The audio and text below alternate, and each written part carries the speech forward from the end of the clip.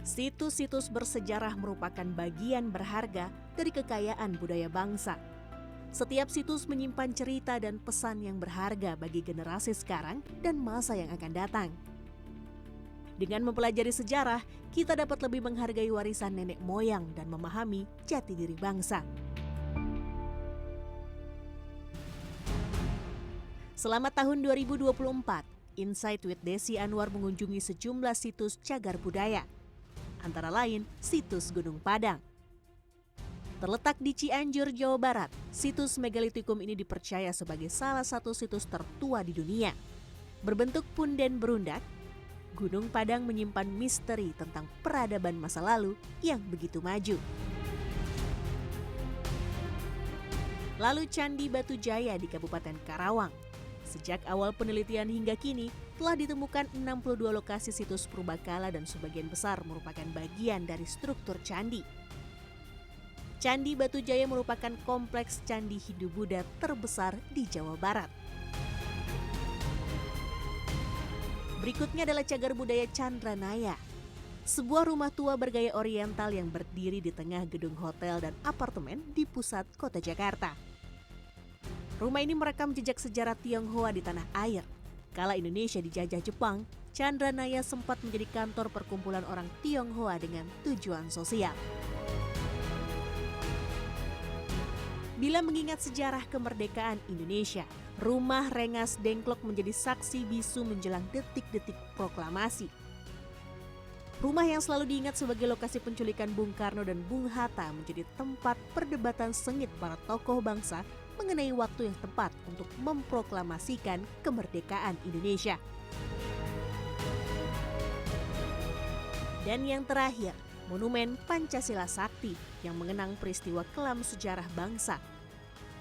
Monumen ini menyimpan sejarah yang berkaitan dengan peristiwa gerakan 30 September 1965. Melalui museum ini, kita dapat belajar dari sejarah dan menjaga nilai-nilai Pancasila sebagai dasar negara.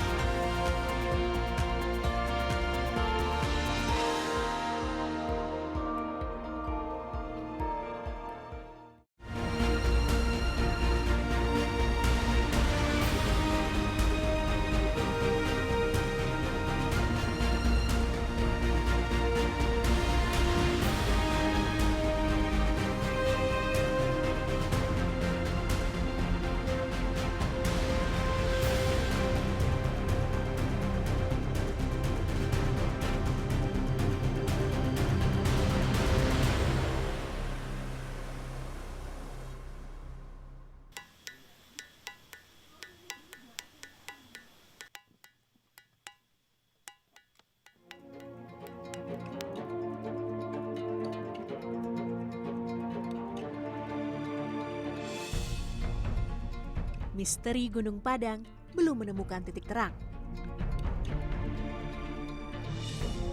Salah satu misteri Gunung Padang ialah hilangnya peradaban maju yang membangun situs berusia lebih dari 5.000 tahun sebelum Masehi. Arsitektur dan tata letak Gunung Padang penuh dengan perhitungan yang luar biasa. Gunung Padang berada di antara beberapa gunung di sekelilingnya seperti Gunung Karuhun dan Gunung Malati. Gunung-gunung ini menjadi pintu masuk menuju Gunung Padang. Tidak hanya itu, Gunung Padang juga mengarah pada Gunung Gede Pangrango. Bahkan, arahnya sangat tepat segaris lurus dengan Gunung Gede Pangrango. Bebatuan kekar kolom berbentuk persegi lima memanjang disusun dan bukan terbentuk secara alami. Itu mengapa banyak peneliti maupun wisatawan lokal dan internasional tertarik untuk mengunjungi situs megalitikum yang diklaim menjadi salah satu warisan budaya manusia tertua dan terhebat di dunia. Jadi ketika datang ke sini itu bisa mendapatkan kesan-kesan yang bermanfaat, yang baik. Banyak yang disampaikan oleh pengunjung, berbagai kunjungan yang datang, Pak, kenapa saya dari Gunung Padang itu bikin damai, tenang. Arsitektur dan tata letak ini membuktikan bahwa nenek moyang di Cianjur memiliki peradaban dan ilmu pengetahuan yang maju. Namun, peradaban maju ini hilang secara misterius. Tidak ditemukan jejak apapun terkait peradaban masyarakat yang membangun situs megalitikum Gunung Padang. Mas Abe, mungkin dari segi kacamata peneliti, arkeolog, dan juga apa yang di riset oleh teman-teman di sini, kira-kira bagaimana ini penjelasannya secara ilmiah atau sejauh mana ilmunya yang pemahaman yang kita dapatkan mengenai situs Gunung Padang ini, Mas Abe? Ya, jadi situs Gunung Padang ini sebenarnya udah lama ya diketahui oleh para peneliti Belanda ya. Bahkan sebelum peneliti Belanda juga kalau kita baca naskah pantun-pantun Bogor segala macam-macam itu orang udah kesini. Tapi yang tercatat resmi itu di 1890 ya. Ada namanya Korte datang ke sini, terus kemudian dicatat oleh Verbeek, terus kemudian 1914 oleh N.J. Krom gitu ya. Nah lalu mulai penelitian tuh 1979 itu mulai banyak penelitian. Saya sendiri mulai 1994. Ya, jadi lumayan, sudah 30 tahun ya. Kesini gitu ya. Tapi waktu itu saya masih ya mulai dari mahasiswa terus dengan alat-alat sederhana gitu ya. Nah yang kita lihat apa ya, yang di permukaan tanah ya, di permukaan tanah, terus ngobrol juga dengan ahli-ahli geologi. Yang dilihat apa ya, di permukaan tanah juga gitu ya. Sehingga kita memperkirakan kalau di permukaan tanah ini batu, berarti di bawahnya juga batu gitu ya. Nah, terus kemudian melakukan ekskavasi yang dangkal gitu ya, 30 cm atau 1 meter, ketemunya batu juga gitu ya. Akhirnya kita merasa bahwa ya kayaknya sih ya seperti itulah Gunung Padang gitu ya. Nah belakangan ya sekitar tahun 2012-an ya, itu kita kerjasama dengan tim geologi ya. Nah tim geologi ini pakai alat-alat pemindaian ya.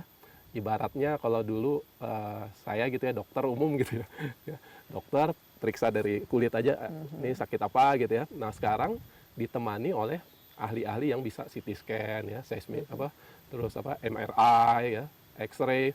Nah akhirnya ketahuan tuh di bawah ya, di bawah tuh ada apa gitu ya. Nah itu yang akhirnya membuat kita, kalau gitu kita bikin tim besar aja ya. Bukan hanya ada arkeolog, bukan hanya ada geolog, arsitek kita ajak ya, antropolog ya, geografi segala macam-macam, dan hasilnya luar biasa ya. Ternyata di bawah permukaan tanah ini masih ada lapisan-lapisan lain gitu ya, lapisan-lapisan yang lebih tua. Nah, bahkan yang di permukaan tanah pun gitu ya, ketika kita misalnya konsultasi dengan arsitek ya, arsitek bilang ini kan di bukit nih ya. Kalau di bukit itu dia rawan longsor gitu ya. Nah, artinya apa? Dia ada perkuatan nih pasti di samping kanan, kiri, depan, belakang gitu. Nah, dapat informasi seperti itu akhirnya saya kirim mahasiswa ya, teman-teman arkeolog, coba survei semua ini gitu ya, bareng sama geografi gitu ya. Ternyata benar di sekeliling ini banyak struktur batu yang bersusun ya, seperti terasering. Nah, artinya apa? Pengetahuan yang lampau ya, yang menyatakan bahwa situs itu di puncak bukit saja, ternyata harus direvisi. Dia ada juga di sampingnya. Ya, ibaratnya kalau di bawah itu ketinggian 885 ya, ada tangga naik gitu, di atas ini 1000 gitu ya. Nah, maka sekarang minimal tinggi bangunannya itu 125 meter. Dari dasar? Dari bawah. Dari tangga naik yang bawah itu ya. Dan sebenarnya tangga itu belum selesai, dia masih ke bawah lagi. Jangan-jangan masih ada lagi masih bebatuan terus, di bawah. sampai menjelang sungai di bawah. Ya, di utara itu ada namanya Sungai Cimanggu. Itu kita survei masih ada terus gitu ya. Jadi itu hampir 200 meter tingginya. Nah, kalau piramida Giza itu sekitar 125, 130 gitu. Kalau ini hampir 200 meter tingginya. Dan bentuknya seperti piramida? Bentuknya, ya bentuk dasarnya piramida ya, tapi dia tidak tidak segi empat yang rapi begitu ya. Nah, seperti itu. Tapi memang menuju ke atas dan bertumpu di satu puncak ya, seperti itu. Kalau kita ekskavasi ke dalam, gitu ya. Jadi tadi ya, awalnya kita pikir ini batu ya, ternyata pas di perdalam ketemunya tanah, ya, ketemunya tanah ya. Nah, kita terusin lagi ya sampai kedalaman 2 meter, ketemu batu lagi. Artinya apa? Artinya ada susunan lagi yang lebih tua di bawah itu. Ada yang menyusun maksudnya? Ada yang menyusun. Bukan karena ada sedimentasi Bukan, yang ya. terjadi. Jadi kalau karena... proses alami itu ya, katakanlah ini bukit ya, kalau isinya batu ya batu semua, ya. Tapi kalau ada batu di atas, terus kemudian ada tanah lagi, ada susunan batu lagi, ada tanah lagi, itu susunan manusia itu, ya seperti itu. Nah yang menarik tuh misalnya begini, batu ini ya yang berserakan di permukaan ini, itu saya ekskavasi di beberapa titik nggak ada di bawah ini. Ya, artinya didatangkan dari luar, ya, dari sekitar sini. Nah, kita survei ada sekitar 2 kilo dari sini. Ya. Di selatan itu ada sumber batunya, gitu ya.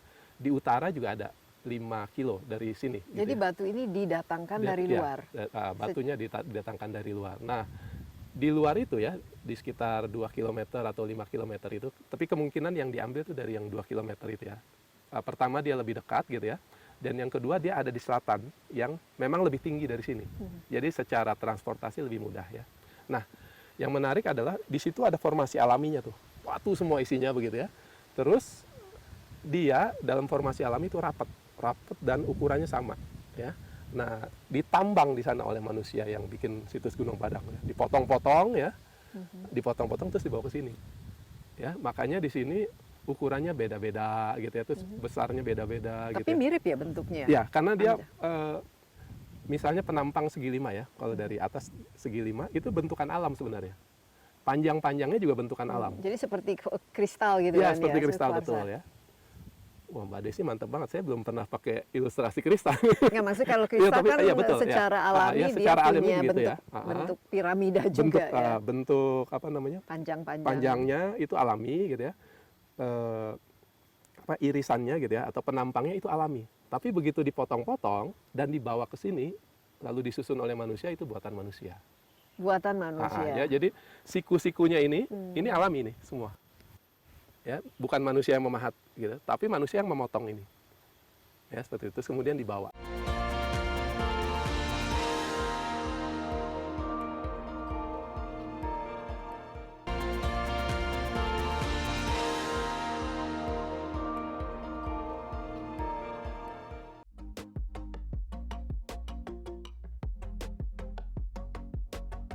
Kompleks Percandian Batujaya merupakan sebuah kawasan situs unik yang terletak di Desa Segaran, Kecamatan Batujaya, dan Desa Telaga Jaya, Kecamatan Pakis Jaya, Kabupaten Karawang, Provinsi Jawa Barat. Situs ini dikenal sebagai kompleks percandian karena terdiri dari sekumpulan candi yang tersebar di sejumlah titik.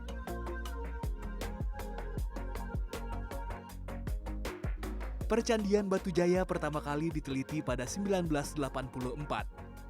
Sejak awal penelitian hingga kini, telah ditemukan 62 lokasi situs purbakala dan sebagian besar merupakan bagian dari struktur candi.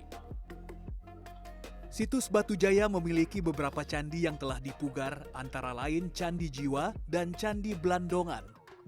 Candi Blandongan merupakan candi yang relatif masih utuh dan menyimpan data kepurbakalaan paling lengkap. Teknologi dan arsitektural candi ini lebih rumit dibandingkan dengan yang lain. Namun, secara arsitektural, Candi Jiwa agak berbeda dengan Candi Blandongan. Di Candi Jiwa, keempat sisi candinya tidak terdapat tangga naik atau pintu masuk. Kementerian Pendidikan dan Kebudayaan telah menetapkan Kompleks Percandian Batujaya sebagai Cagar Budaya Nasional yang ditandatangani pada 11 Maret 2019.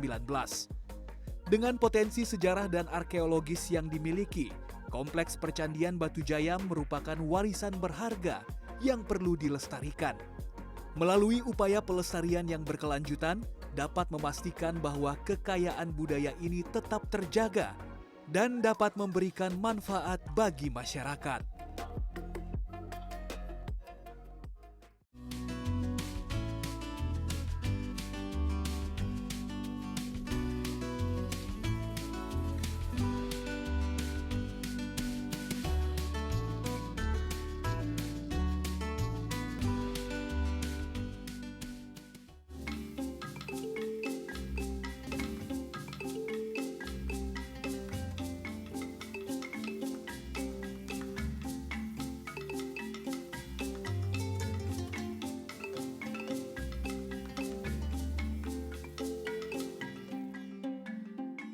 Iya, kita berada di samping ini Candi Jiwa ya namanya. Iya, Ini salah Candi Jiwa. satu dari 62 situs 62 situs. yang ada di kawasan seluas 5 km 5 kilometer ini. persegi. Nah, Pak Narto, cerita dalam konteks sejarahnya ya, Pak Narto apakah bisa memberikan penjelasan asal usul dan tentang sejarah dan kira-kira keberadaan situs di Karawang ini?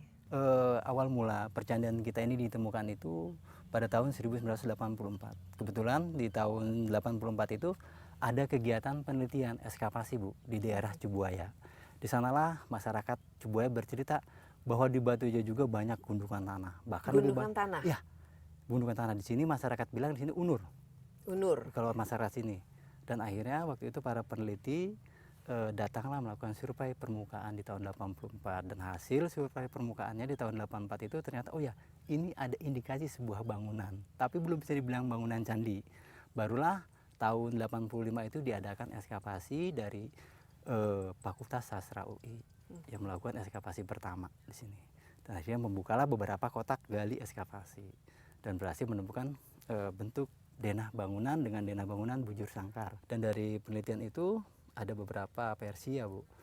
Kalau menurut Pak Hasan Djafar bahwa candi kita ini berawal dari 2 masa itu juga dari hasil temuan dan tes karbon dating Bataknya yang menunjukkan penanggalan pada 2 masa. Masa pertama itu masanya Tarumanegara di abad 5 sampai 7 dan 7 sampai 10 itu pengaruh dari Sriwijaya. Nah, itu.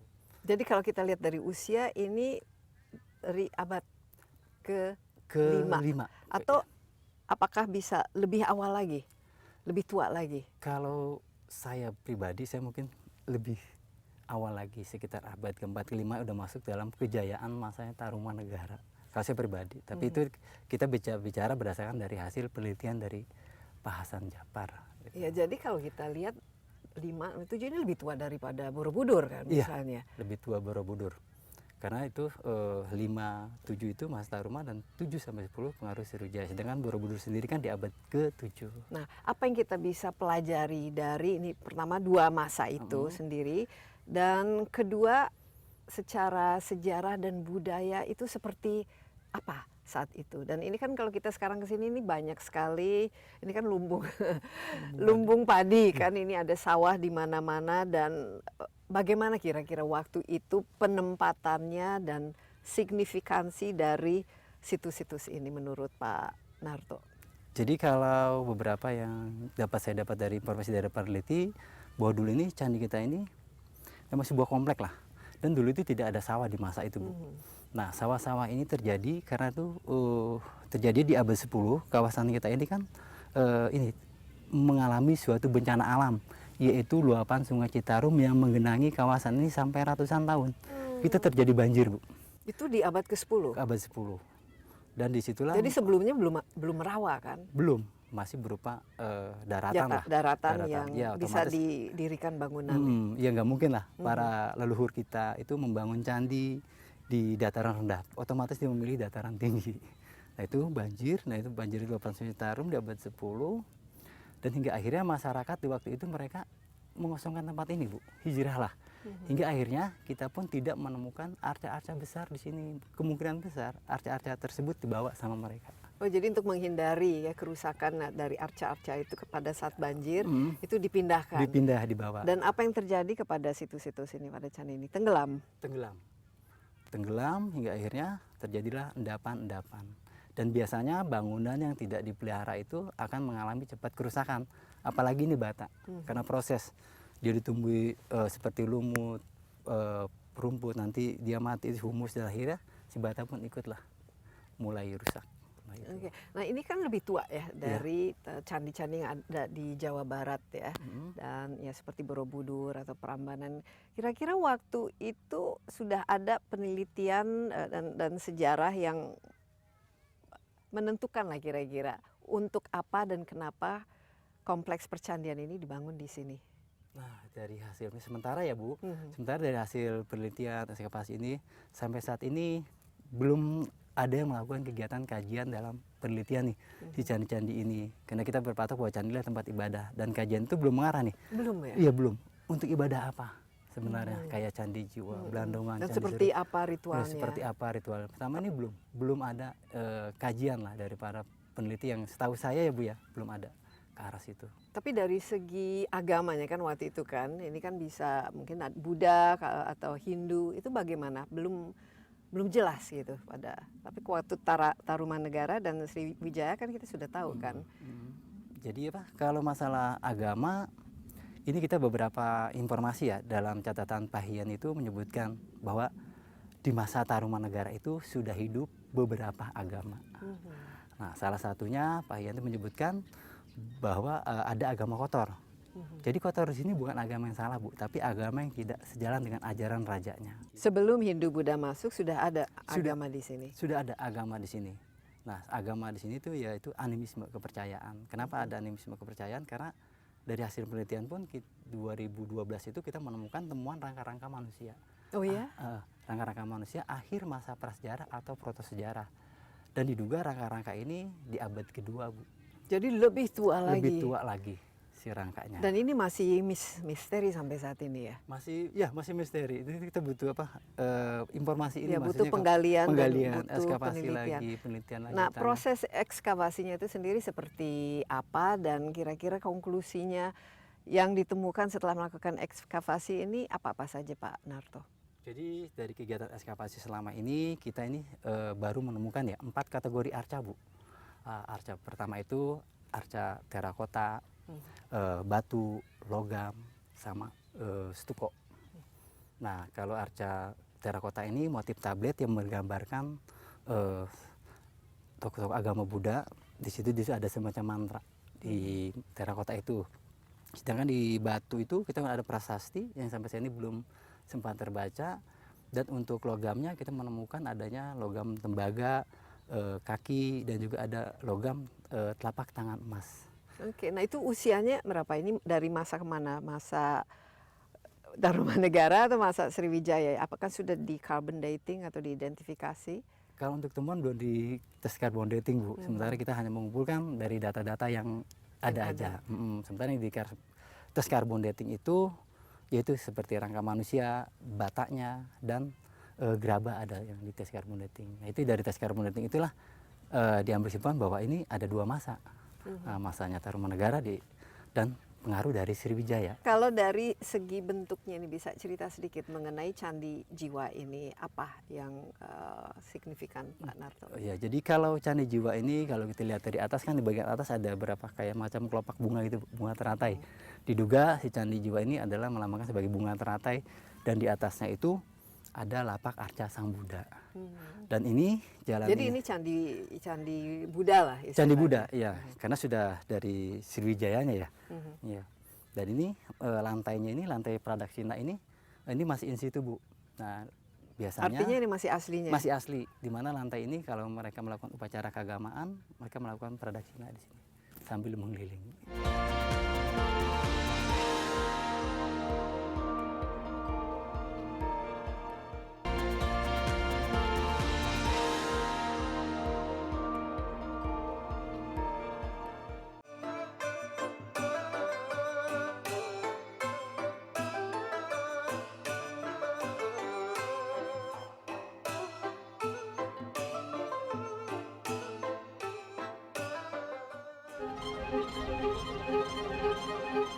Sebuah rumah tua bergaya oriental nan luas berdiri di tengah gedung hotel dan apartemen di Jalan Gajah Mada nomor 188, Jakarta Barat. Rumah ini seakan tak disentuh oleh zaman. Diapit oleh gedung-gedung tinggi, pusat niaga terus bergeliat di sekelilingnya. Rumah yang disebut Chandranaya tersebut adalah rumah terakhir Mayor Tiongkok di Batavia. Pada zaman Hindia Belanda dulu, Mayor Kou Kim An yang lahir di Batavia 5 Juni 1879 diangkat untuk mewakili etnisnya. Kou merupakan menantu Poa Keng Hek, pendiri organisasi Tionghoa modern pertama di Hindia Belanda, Tionghoa Huakuan. Bukan hanya sekedar kediaman keluarga Kou, rumah ini merekam jejak sejarah Tionghoa di tanah air. Kala Indonesia dijajah Jepang, Chandranaya sempat menjadi kantor Sing Ming Hui, perkumpulan orang Tionghoa dengan tujuan sosial. Perkumpulan inilah yang akhirnya mencetuskan berdirinya Universitas Tarumanagara. Pasca kemerdekaan Republik Indonesia, kediaman Chow Kim An kemudian berganti julukan dan nama menjadi Gedung Chandranaya. Halo Prof. Nani, Iya. apa kabar? Baik, selamat Iya. datang di Terima kasih. Rumah Chandranaya. Rumah Chandranaya, Iya. dan ini sudah ada di samping saya Iya. Prof. Nani Widayati, seorang guru besar ilmu arsitektur Iya, dari betul. Universitas Tarumanegara. Tarumanegara, dan ini saya juga penuh ingin sekali bertanya ya mengenai Iya. keberadaan gedung ini yang seolah-olah ini oase ya di Iya. tengah kebisingan. Dan kita lihat Iya. di sini juga ada gedung-gedung yang Betul. mereka miliki. Ini Milik, betul iya. di tengah-tengah gedung. Iya, betul. Ini tinggi-tinggi ya Iya, gedung betul. modern. Nah, tapi ini kan sekarang cagar budaya. Iya. Sejak kapan, Sejak tahun kenapa, dan 2000. apa implikasinya? 21 oleh DKI dicagar budayakan, akan tetapi dari segi maintenance yang ada Ada rupiahnya cost-nya, itu belum, tanggung jawab. pemerintah belum bisa menanggung. Tapi kenapa dicagar budayakan dan implikasinya terhadap keberadaan dari gedung ini? Siapa saja kan sekarang Oke. kalau kita lihat boleh Oke, datang boleh. kan? Jadi kalau di dalam dunia preservasi begitu Bu, di undang-undangnya, di aturannya itu ada bangunan apa saja sih yang bisa atau harus dilestarikan, yaitu satu, mewakili zamannya. Jadi pada era itu bangunan itu ada, misalnya tahun 60-an ada Ya. bangunan jengki yang berada di Kebayoran Baru, nah itu perlu dilestarikan karena mewakili zamannya. Yang kedua, di dalamnya itu pernah ada satu kegiatan penting yang itu ada kontribusinya kepada negara. Ya. Jadi misalnya rumah Rangas Dengklok, rumahnya orang China yang dipakai satu malam Soekarno tidur di sana, itu harus dilestarikan, misalnya begitu. Kemudian yang ketiga adalah bangunan itu adalah hanya satu-satunya, gitu. Kalau dulu ada yang keempat itu usia minimal 50 tahun, tetapi sekarang tidak Bu. Tidak usah 50 tahun pun, kalau memang dia Memang ada signifikan signifikannya. harus dilestarikan. Nah, kenapa bangunan ini dilestarikan? Ini ada beberapa item, yaitu yang pertama adalah, jadi mewakili semuanya. Yang pertama adalah mewakili zamannya. Yang kedua, di dalamnya pernah untuk kegiatan pendidikan, Ya. memandikan anak bangsa. Itu yaitu lumayan ya, Sinlinghui. lama sekali Bu. Terakhir kapan? Terakhir 62. 62 Iya. ya. Sampai dengan Universitas Tarumanegara itu juga awalnya didirikannya di sini sebagai sekolah tinggi ekonomi. Oleh komunitas di sini. Iya, Komunitas. Sambil gitu. kita mungkin sambil Iya. masuk ya, sambil lihat-lihat. Iya. Kemudian apa lagi? yang ketiga gaya bangunannya mewakili gaya bangunan China yang masih utuh. Dan ini masih utuh. Masih utuh. Bisa dikatakan 100% utuh atau Utuh. ada yang sudah Enggak, ini utuh, Bu. tehel ini Iya, masih utuh semua. asli. Jadi yang bangunan inti ini semua utuh. Kemudian yang bangunan samping itu rekonstruksi dari bangunan yang lama. Kemudian gazebo yang di belakang itu juga utuh. Oke, mungkin kita sambil lihat-lihat ya, karena ini dibangun tadi tahun 1862. jadi Iya. lebih dari 100 tahun. Betul. Dan kediaman Mayor Chow Kim An ini Iya. juga mungkin ada, Iya. ini lukisannya asli. Iya, dari foto dilukis. Dia waktu itu masih kapten ya. Iya. Ini waktu masih mudanya. Masih tua. Ini sudah naik pangkat ya. Masih tua, masih muda, masih tua. Sudah mayor ya. Mayor, Dan dia iya. jadi banyak ya di Batavia ini mayor-mayor. Ada beberapa. Kalau dulu ada Bu, bekas bangunan Kapiten China juga. Kebetulan saya yang mengkonservasi ketika itu, yang berada di Jalan Pejagalan nomor 66. Jadi depan pas pasar. Tapi sekarang sudah menjadi ruko berantakan 4 lantai. Aduh Nggak, sayang iya. ya. Harusnya dipugar ya. dipelihara. Harusnya, tapi sudah terlanjur. Ini pertama kali dipugar dan dirawat atau iya. ini tahun berapa ya? 1992. 1992 ya. Jadi 1992 akhir saya selesai sekolah S2 bidang preservasi, oleh gubernur diminta untuk mengawal terus, jangan sampai terjadi sesuatu, karena kan dari kepemilikan yang berganti-ganti itu ada yang berkeinginan karena prime area semua dibikin aja bangunan tinggi. Iya. Ini dipindahkan ke bangunannya ini dipindahkan ke taman mini, ada yang macam-macam lah begitu. Iya, tapi ini sama dengan sekali tidak dikawal, dijamah, iya. dikawal ya. Iya. Ini Dikawal berdasarkan bisa. inisiatif siapa waktu itu, Prof? Untuk melakukan Waktu pemugaran? itu di dinas di DKI itu ada satu dinas Bu yang bernama Dinas Tata Bangunan dan Pemugaran. Di situ ada ketuanya bernama Insinyur Wisnu Murti Arjo. Itu yang mengelola pemugaran keseluruhannya di Jakarta dan dia meminta orang-orang yang ahli di bidang itu, maksud saya yang sekolahnya di bidang itu untuk arsitektur ditempatkan di beberapa tempat Iya, untuk membantu. Termasuk Iya. Prof Nani ini Iya.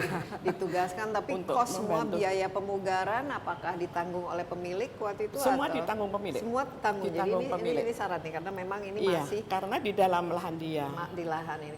Konsekuensinya itu. Saya tertarik ini Mayor Kaum Kim An ini ada catatan sejarah seperti apa orangnya dan apa tugas tanggung jawabnya dan bagaimana untuk sampai mendapatkan mayor ini gitu. Dia kan dari lingkungan yang sudah terpelajar, iya kan. Kemudian Sekolah Belanda. dia sekolahnya di sekolah Belanda. Kemudian dia berbisnis, bisnisnya kan macam-macam. Iya. Dia berkawan dengan Raja Gula yang berada di Semarang, Oe Tiong Ham. Kemudian berkawan dengan yang berada di Medan, kemudian mereka bergabung untuk membuat satu bank yang bernama Bank of Java. Itulah cikal bakal dulunya yang akhirnya sesudah Indonesia merdeka, cikal bakal menjadi Bank Indonesia. Oke, Itu. itu juga ada elemen sejarahnya Iya, juga di situ. terus kemudian yang kedua adalah dia adalah seorang yang patriotik. Jadi berkeinginan Indonesia ini merdeka, makanya dia sampai ditahan kan, sampai meninggalnya itu sengsara sekali begitu. Oke, jadi dia melawan Belanda ya, Iya, melawan Belanda, melawan Jepang begitu. Terus dia banyak mendonasikan uangnya untuk kepentingan pendidikan bagi bangsanya ketika itu, karena kan masyarakat China ketika itu yang digelodok di mana-mana itu kan pedagang murni, tidak mengenal pendidikan lah, itu selalu dibantu. Jadi beliau wafat tahun berapa persisnya? 42. 42, setelah itu anak-anaknya yang Terus hilang semua. Hilang kan itu, semua, kan? Kan itu terus terjadi ini karena Bu. di bawah jajahan Jepang waktu Ketakutan itu. semuanya ya, jadi terus lari semua, ini menjadi kosong. Tapi dan untung tidak dijarah, dirusak ya? Oh, dijarah. sempat dijarah? Yang dijarah itu isinya Bu. Apa-apa saja kira-kira? Jadi semua furniture, semua barang-barangnya dijarah, sehingga ini menjadi kosong. Termasuk pintu Bu. Tapi pintunya kalau segede ini dijarah kan nggak mungkin ya. Tapi Jadi ini ada pintu angin-angin. Ini ada ini. Tapi pintu ini asli? Asli Bu, ini karena gede sekali sehingga dia tidak bisa menjarah, tetapi ini ada ini pintu angin-anginnya. Ini itu yang diambil. Ini yang ini. Tuh, ya ini. Kan ini tinggal diambil ininya. Ini nih, kan ini ada skrupnya gini ya. Tinggal diambil, pendek segini yang dia ambil. Mereka ambil. Terus mebelnya Semua habis. Dulu dalamnya banyak pasti Penuh, banyak karena kan lukisan. bayangin- Itu sudah ditemukan tidak Apanya? hasil jarahannya itu atau sudah menghilang? Hilang semua. Saya baru bisa mendapatkan satu pintu ini yang kebetulan sekarang dimiliki oleh Bapak senior wartawan. Jadi kita tinggal pendekatan aja nanti. Oke. Ya, Dan ini semua memang Asli, asli ya? asli semua.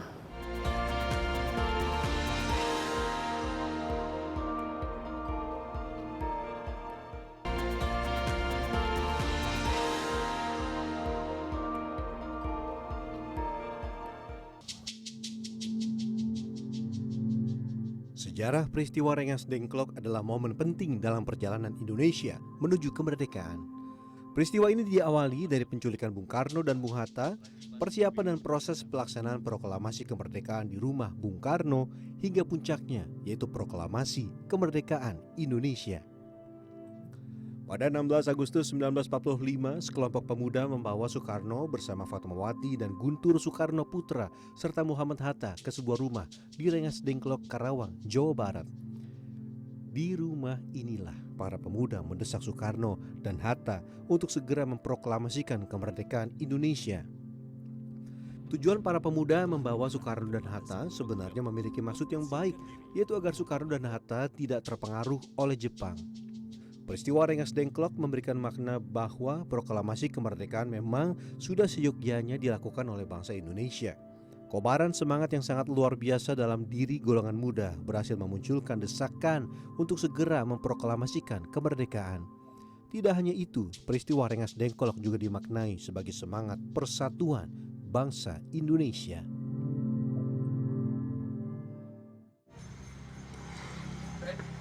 Halo Pak Gimana Yanto, kamu? apa kabar? Baik.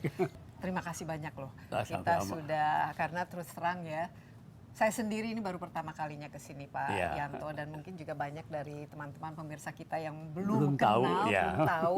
Padahal ini merupakan Cikal bagian bakal. dari sejarah Iya, cikal cikal bakal bakal. dari Republik Indonesia. Setahu Pak Yanto dari cerita yang diceritakan oleh Bapak ya, Ya. dan itu kenapa perlu diculik itu dan kenapa dibawa ke rumah ini persisnya, dan setahu saya ini rumahnya masih asli kan Asli, ya? ya, asli. Cuma Tapi lokasinya ya, beda. pindah. Atau mungkin dari situ dulu. Ini lokasinya bukan yang lokasi aslinya. Asli ya, pinggir kali kita aslinya. Waktu dulu di pinggir kali. Iya. Pinggir kali Kemudian- kira-kira 50 meter dari sini ke sana ke barat. Dan itu sekarang dipindah. Ini kapan dipindah? Pindah ke sini? 57. Kenapa waktu itu? Kita abrasi, dan lagi Citarum kan waktu itu kan banjir, ya. dan Jatiluhur belum selesai. Jadi kita kebanjiran, nanti akan kerendam. Makanya diprediksi oleh pengairan kita harus pindah. Jadi kita pindah tahun 57. Oke. Jadi tapi rumahnya ini tidak ada yang dirubah. Sama sekali tidak Nggak ada, digotong. Ya, digotong. Ya, masing-masing jadi satu lempeng. Digotong, cuma udah aja. Semua asli, genteng juga asli. Udah sini. Mungkin sambil kita lihat-lihat Ya, ya, karena ya, silakan, ya. di sini juga ini rumah ini terbuka, ini kan cagar budaya ya. Ya, cagar sekarang. budaya sudah. Sejak kapan dijadikan cagar? 80-an. Tahun 80-an. Jadi bisa datang, Ya, berkunjung. ya. Tapi ini Ya, silakan. Ayo masuk. Ini kamar Pak Karno. Nah, oh, ini. jadi waktu nginep di sini. Iya, malam Ini sini. Bung Sama Karno, Ibu, Presiden sama Pak- Republik Indonesia di sama sini. Pak Karno sama Guntur. Sama anaknya babynya. waktu bayi. Nah, kalau Pak Hatta, Pak Hatta nginepnya- sebelah situ, sebelah kiri. saya lihat ini Pak Yanto dan keluarga sendirian ya ini untuk Ya. berjuang selama ini Ya, untuk keluarga ya, merawat. sama istri. Kira-kira apa kalau ingin lebih besar lagi gitu perhatian Ya, yang perhatiannya sih ditujukan kita kepada minta itu aja, apa tanda-tanda. Jadi kalau dari sana kan ada penunjuk jalan untuk menuju ke rumah ini gitu. Itu aja. Kali selama ini kan belum ada. Dulu pernah ada waktu jalan tol ke rumah sejarah, tapi terus hilang. hilang ya. Terus nggak ada lagi, cuma Rengas Dengklok aja. Makanya orang-orang sini nggak tahu Rengas Dengklok itu di mana gitu. Nah, cuman di buku kan dibawa ke Rengas Dengklok, rumah siapa juga nggak dibilangin kan, nggak dikasih tahu, cuma rumah Oke. sejarah, buat satu rumah gitu. Jadi lebih harus ada inilah papan Iya, yang papan, penunjuk penunjuk iya, jalan, penunjuk ya. jalan. Tapi kalau dari segi untuk biaya perawatan atau yang selama ini dari yang dibutuhkan itu apa-apa saja Pak Yanto? Ya saya sih mintanya apa listrik gratis gitu. Oh, ini listrik nggak gratis? Nggak gratis. Dengan dapat predikat cagar budaya ini apa insentif ataupun manfaat yang didapatkan bagi Pak Yanto? Ya, kalau dalam kita sih merawat? cuma jaga budaya ya, kita lebih tenang gitu. Soalnya kan orang-orang di sini kan nggak sembarangan merusak-rusak gitu kan. Ada peraturannya gitu ya. Iya. Yang rusak kena apa sekian gitu. Kalau kita sih mintanya ya kalau kayak gini-gini kan semuanya dari komunitas yang mau nyumbang gitu. Jadi Komunitas. Jadi listrik harus bayar sendiri. Bayar sendiri. Gitu. Apalagi yang harus biaya perawatan PBB atau bayar. PBB bayar. Iya. Kalau PBB kan mestinya kan cuma rumah ya. Dulu kalau tahun yang lalu kita sama lurah itu yang tahu gitu kondisi rumah nggak bayar. Tidak gratis. pernah ada tawaran dari pemerintah daerah untuk misalnya ya bantu meringankan atau membiaya mengganti Ya, ongkos. belum ada.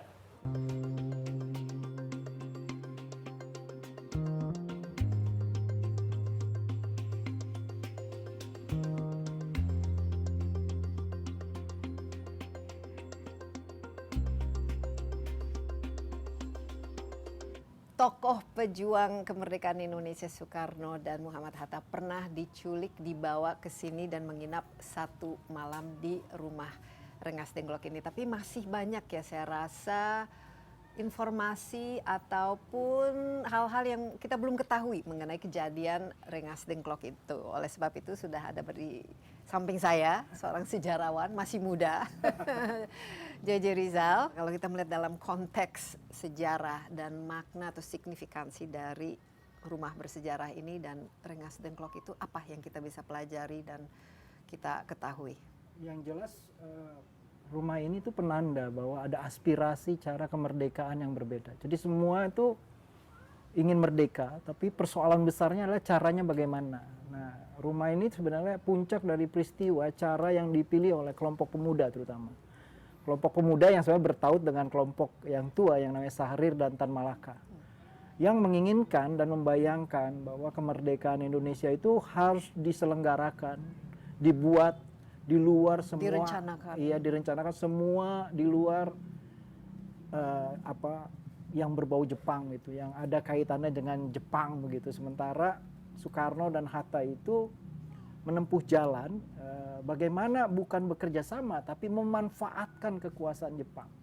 Karena mereka tahu Jepang itu nggak akan pernah memberi kemerdekaan, ya itu yang pasti ya. Pertama. Ya, kedua, kalau mereka memberikan kemerdekaan kepada Filipina dan Burma tahun 43 itu tidak akan dialami oleh Indonesia. Jadi mereka mencari cara sedemikian rupa masuk ke dalam sistem dan bernegosiasi kadang-kala sangat keras gitu ya, seperti Soekarno meminta untuk dibentuknya Badan Usaha Persiapan Kemerdekaan BPUPK begitu ya. Itu salah satu contoh bagaimana kepandaian Soekarno itu ya, ketika ada janji memberikan kemerdekaan, Perdana Menteri Koiso sebagai bentuk politik baru bergantinya pemerintahan Perdana Menteri Tojo ke Koiso, kemudian mereka karena perang semakin berat dan perlu banyak bantuan tenaga, konsolidasi mobilisasi bahan pangan, maka mereka perlu tokoh-tokoh pergerakan untuk mendorong rakyat percaya gitu, menyetor padi, mengirimkan romusa. Karena itu diberilah janji merdeka pada bulan September tahun 44. Tapi setelah 6 bulan itu pemerintah Jepang sebenarnya nggak ngapa-ngapain dan Soekarno marah. Baru kemudian bulan Maret tahun 45 itu dibentuklah BPUPK. Jadi itu cara ya yang ditempuh. Jadi rumah ini tuh simbol dari cara dua jalan bagaimana memproklamirkan Indonesia. Kenapa harus diculik dan harus dibawa ke sini? Karena kan memang semua kan ingin kemerdekaan itu kan secepat mungkin dan tanpa ada campuran, misalnya ada ya karena diberikan oleh penjajah ataupun asing kan. Ya, Hatta tuh menulis buku ya, mengoreksi banyak sekali cerita di sekitar proklamasi karena dia bilang lebih banyak diktung daripada Warhead-nya, lebih banyak halusinasi, lamunan daripada sejarah realita yang sebenarnya begitu ya. Dan salah satu kebohongan itu ada yang bilang bahwa dibawa ke sini untuk mempercepat proklamasi. Itu keliru. Justru memperlambat proklamasi. Harusnya proklamasi itu dilaksanakan tanggal 16 Agustus. Setelah pulang dari Dalat, kunjungan tanggal 9 sampai tanggal 12, kemudian di dalam perjalanan pulang itu Soekarno Hatta itu tahu bahwa Jepang sudah mulai kalah dan diserang di Manchuria oleh Rusia dan mereka mulai mundur, dan itu kelihatan dari muka-muka pejabat Jepangnya yang bercerita begitu ya. Kemudian pulang ke Jakarta, ke Singapura juga dia dapat informasi Jepang yang mulai lemah, dan kemudian dia juga tahu ada pemboman tanggal 14, tanggal 15 di Nagasaki dan Hiroshima. Jadi apa yang miss ya dalam mereka semua tahu. Ya, yang menurut aku sih yang miss adalah mereka bersikuku tentang caranya. Nah, buat Soekarno cara yang ditempuh itu sama sekali nggak ada urusan Jepang. Pemerintah Jepang, Hatta, Soekarno yakin tidak akan memberikan kemerdekaan. Dan itu dinyatakan dalam arsip Kementerian Luar Negeri Jepang. Mereka nggak akan ngasih. Mereka bisa ngasih ke Burma, bisa ngasih ke Filipina, tapi nggak mungkin ngasih Indonesia. Karena terlalu kaya. nggak mau dia kasih. Bahkan ada ide untuk membuat persemakmuran masuk ke imperium dari Jepang Indonesia itu. Jadi nggak akan, karena itu Soekarno percaya banget bahwa kemerdekaan itu nggak ada urusannya dengan Jepang. Kalau ada yang menolong itu bukan pemerintah Jepang, tetapi orang-orang Jepang. Kayak Maeda itu orang person, bukannya state ya, bukannya negara, bukannya bagian dari kekuasaan Jepang, orang yang karena itu Soekarno respect sekali dengan Maeda. Jadi ketika dia jadi presiden, dan Maeda kan jadi pesakitan ketika pulang ke Jepang, dianggap tidak nasionalis, dianggap pembelot begitu ya. Dan Soekarno menolong itu, hidupnya memberikan uang, memberikan mobil. Gitu.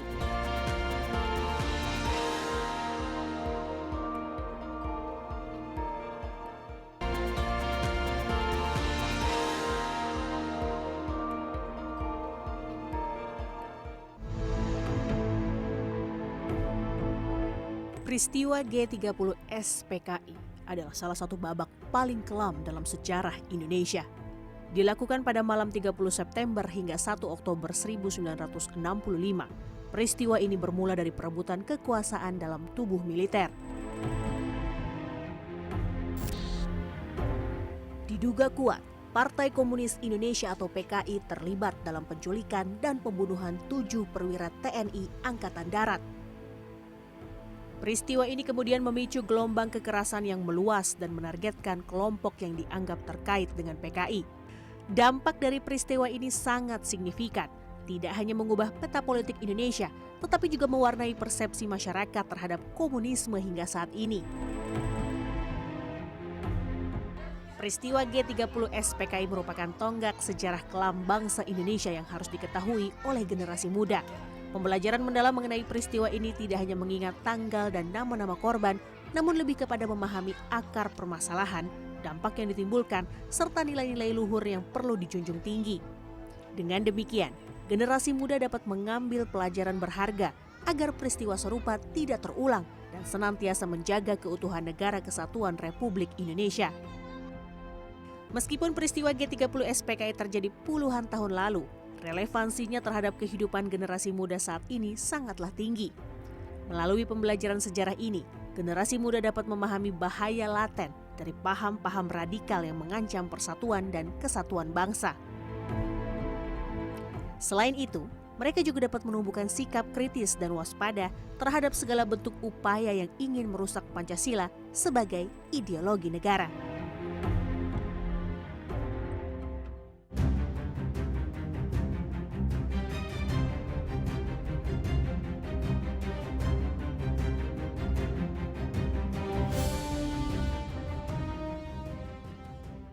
Saya Desi Anwar kali ini berada di dalam ruang relik ya, pahlawan revolusi di kawasan Monumen Pancasila Sakti. Nah, ruangan ini testimoni terhadap pembunuhan kepada beberapa perwira tinggi ya pada tahun 1965 1 Oktober, dan ini adalah di sini nama-nama yang sekarang ini sudah menjadi nama-nama jalan besar di kota-kota di Republik Indonesia. Sangat familiar sekali kita dengan nama-nama pahlawan revolusi ini. Dan di samping saya sekarang sudah ada Ibu Amelia Ahmad Yani, putri dari Legend Ahmad Yani yang gugur dibunuh pada tanggal 1 Oktober itu. Jam 4.30. Jam 4.30. Mungkin ini penting ya, kesaksian, ingatan, supaya kita semua juga bisa belajar, khususnya dari perspektif keluarga korban. Iya, Mbak. Apa yang penting kita ketahui, apa yang penting kita pahami mengenai kejadian itu di mata seorang Amelia Ahmad Yani. Waktu itu saat usianya berapa? Usia saya waktu itu 15 tahun. 15 tahun. Iya. Dan kejadian itu memang kita anak-anak yang tidak tahu, 8 bersaudara kan. Rumahnya di Jalan Lembang yang kecil ya. Ada 3 kamar di dalam, di belakang ada 3, dan saya tidur di belakang. Kemudian yang lain di dalam, dan malam itu memang tanggal 30 September ya, jam 11 malam ada telepon masuk. Terus kita, nggak tahu deh, kita rame-rame aja ngangkat telepon, terus tanya, Bapak ada, udah tidur? Ada tapi sudah tidur. Semua ajudan sama pasukan yang yang ngawal Bapak saya suruh pulang semua. Jadi cuma 12 orang garnisun itu di rumah itu. Sama 2 pembantu, Mbok Milah sama Mbok Mangun, ada 2 ya. Terus kita berdelapan. Nah terus kira-kira udah ada telepon itu, ditutup, 5-10 menit telepon lagi. Nanya lagi, Bapak ada, sudah tidur, dibilangin dari tadi udah tidur. Siapa yang tahu? Ya, ada seseorang, kita nggak tahu, kita nggak nanya lagi. Nah, rupa-rupanya setelah telepon terakhir itu sudah diputuskan telekomunikasinya. Jadi dia hanya make sure Bapak saya ada, sudah tidur. Nah, terus kami tidur jam setengah 12, jam 12 ya. Pagi itu mereka masuk karena ibu saya belum pulang. Ibu saya tuh kok yang dilalah ya. Ajudan bilang, ayo Bu pulang, nanti ada tamu. Ibu saya bilang, kok saya Om, nanti dulu gitu. Jadi kayak ada gap antara peristiwa dengan ibu saya itu belum pulang gitu ya. Dan masuklah itu Cakrabirawa. Emang yang mimpin harus Cakrabirawa karena Cakrabirawa kan kenal wajah bapak saya. Kalau yang lain kan enggak, ada ratusan orang masuk. Cakrawirawa ini kan Pas Pampres. Istana kan. Pas Pampres. Nah, yang pimpinannya Untung itu. Tapi yang datang ke rumah kan ya pangkatnya kopral-kopral gitu. Mereka yang mimpin mungkin 5 orang di depan, tapi rumah kami udah dikepung ya. Dia jam 4 kayaknya. Truk-truk dan bis-bis itu parkir di samping rumah gitu.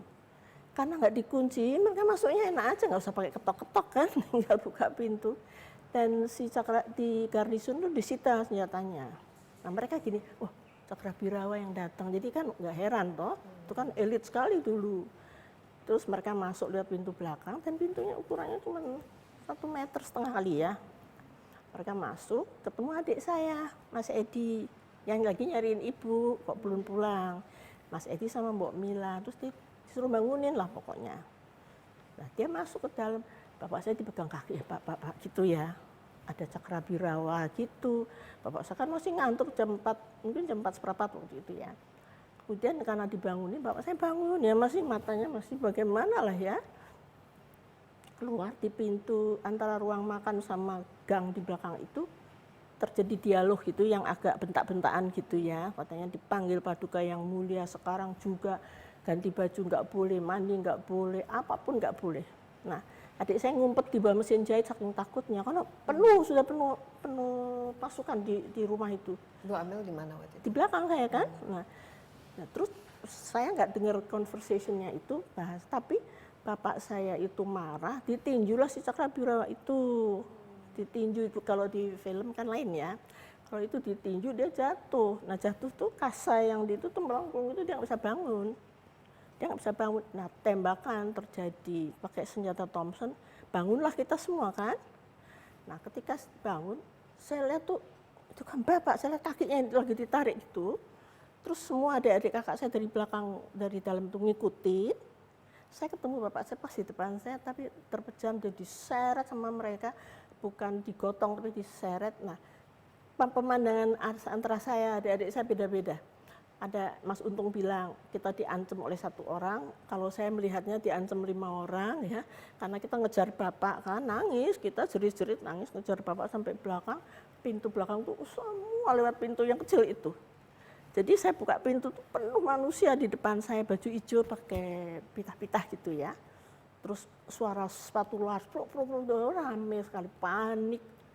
Tapi tentara garnisun tuh liatin gitu, dia nggak berbuat apa-apa, dia diem aja, dia ngeliatin gitu. Dan bapak saya diseret, nah dari situlah saya di belakangnya yang jatuh tadi kan dibopong sama teman-temannya, dibopong begini loh. Jadi saya di belakang, saya ingat sekali itu orang yang jatuh. Terus baru saya, adik-adik saya, keluarga saya, kita nangis di pintu itu ditutup, nggak boleh. Nah yang saya lihat 5 orang ya, tapi adik saya bilang 1. Kita kayak lihat foto gitu loh Mbak, kayak Terus dia bilang kalau anak-anak nggak masuk semuanya ditembak juga gitu. Dia udah praktek gitu lah, ibu nggak ada yang nolongin, kita darah di mana-mana gitu ya. Nah kira-kira terus dengar suara truk-truk sama bis-bis tuh, wur gitu ya, nggak tahu kemana arahnya nggak tahu. Terus angkat telepon mati, udah nggak bisa. Jadi malam tuh terakhir, angkat telepon nggak bisa. Terus Mbok Mila kita suruh ke rumah Om Bardi yang di belakang. Om Bardi datang bilang, gimana? Om Bapak, Om terus mau gitu. Coba lihat darahnya, Om ditembak, Om Bapak. Dia bingung, Om Bardi gini, dibawa kemana? Ke sana Om, pasar rumput, kita soalnya pasar rumput ya. Terus dia bingung, kita bingung, nggak ada. Tiba-tiba ibu datang Mbak jam 5. Terus kita cuma liatin ibu begini, mau ngomong apa nih ya, ibu turun begini. Hei Non, manggilnya Non ya, kok udah pada bangun? Bu, Bapak, Bu, gitu. Bapak diambil, ditembak, Bu, udah itu. Ibu saya teriak-teriak di belakang, cari kemana coba, dia pingsan. Digotong rame-rame ke dalam, itu kepanikan pagi itulah. Terus didudukan di kursi biru yang bapak saya suka makan pisang goreng tadi. Nah di depannya itu ada darah yang gumpal gitu. Nah terus ibu saya siuman, kita tuh di bawah ngelilingin ibu gitu ya. Ngeliatin ibu, apa yang akan ibu lakukan nih gitu kan. Ibu saya bilang, nek ndelok kayak ngene bapakmu wis ra ono katanya. Kalau lihat seperti ini bapakmu kan, jangan bilang gitu Bu, jangan bilang itu bapak masih hidup, cuma tangan dan kakinya udah ribut kita ya. Karena ada bekas tangan sama kaki Mbak di situ ya. Terus ibu diem aja, terus ibu ambil darah bapak, ibu usapin, terus ibu kenapa Bu, ibu begitu? Ben kuat kata ibu saya, biar kuat katanya. Terus dia masuk kamar, dia ambil itu hem shirt terakhir yang dipakai malam, diambil semua darahnya. Itulah yang nanti tidur sama darah itu ibu saya. Berbulan-bulan dia nggak bisa bangun Mbak. Jadi kita seperti anak ayam kehilangan induk, nggak ngerti mesti bagaimana dalam kekacauan, dalam situasi yang udah deh nggak bisa diceritain ya. Nah terus datang Pak Umar jam 6 pagi, Pangdam Jaya ya, dia ke kamar ibu, nggak tahu ngomong apa. Mereka mulai mengatur strategi bagaimana. Jam 7 banyak tamu yang datang juga nggak tahu mau ngomong apa, kita juga nggak tahu. Cuma saya dengar Pak Mas juga ditembakin rumahnya, Pak Panjaitan, Pak Prapto, semua kan tetangga itu deket-deket ya. Pak Parman, Haryono, MT. Saya dalam hati saya, aduh untung Bapak banyak temennya gitu. Kalau saya mikirnya kan gitu.